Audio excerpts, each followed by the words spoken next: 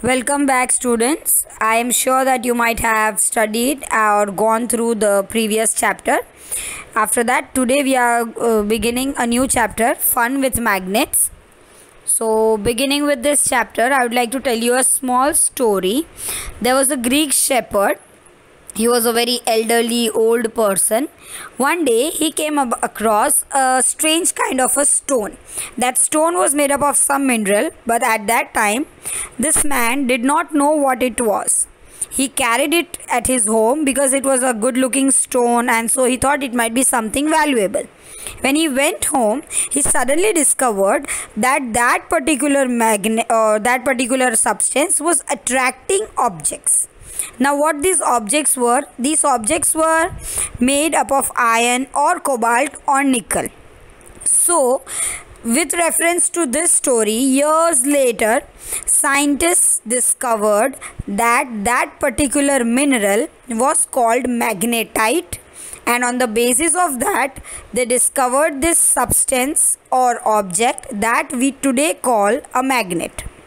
Now, so to define it, a magnet is an object which attracts magnetic materials like cobalt, nickel, and iron.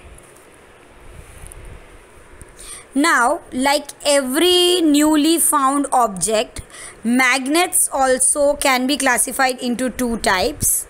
One is natural and one is artificial. Now, as the word itself suggests, natural magnet is one which is derived directly from the magnetite mineral, and artificial magnet is that we mix that magnetite with some other thing to give it some features or some properties of our choice. You can look for the definitions in the slide that is coming on your screen.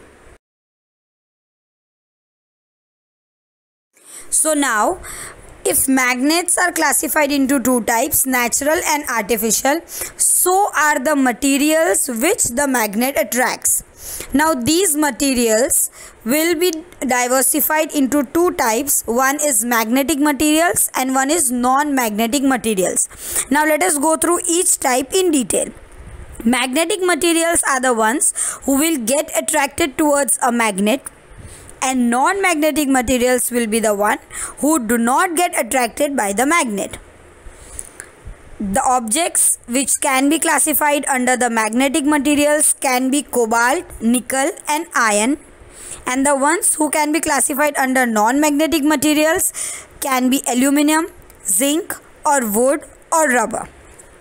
Right now, the slide which you are looking at on the screen is a classification between magnetic and non-magnetic materials, which you can note down for the further exercises of the chapter when they come by.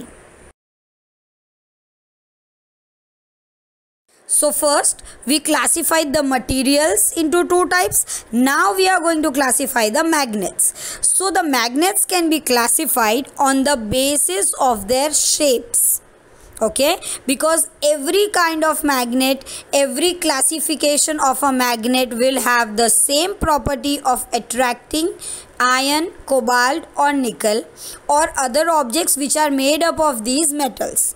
So magnets can be only classified on the basis of their shapes. So as you can see on the screen, they can be classified. The first type is the bar magnet, which is in the shape of a bar.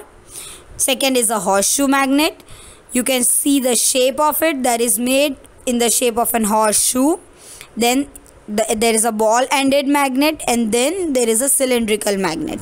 You can note down the shapes and the names of all these magnets from the screen. So next we will study about an instrument, or let's say a simple device that is made using a magnet. So as you can see, the name of the device is magnetic compass. Now, a magnetic compass is a simple device that was designed in the ancient times by sailors and travelers. Now, who are these people? These people are the one who travel by the water route. So, they do not know directions in the middle of water. So, they use this device to know the direction, because a magnetic compass will always point towards the north and the south direction.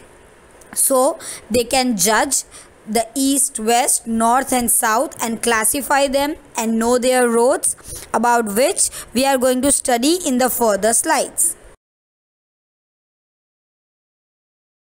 So now students, I'll see you soon with the next part of the chapter. Till then, please go through these topics, and if you have any doubts, please let me know.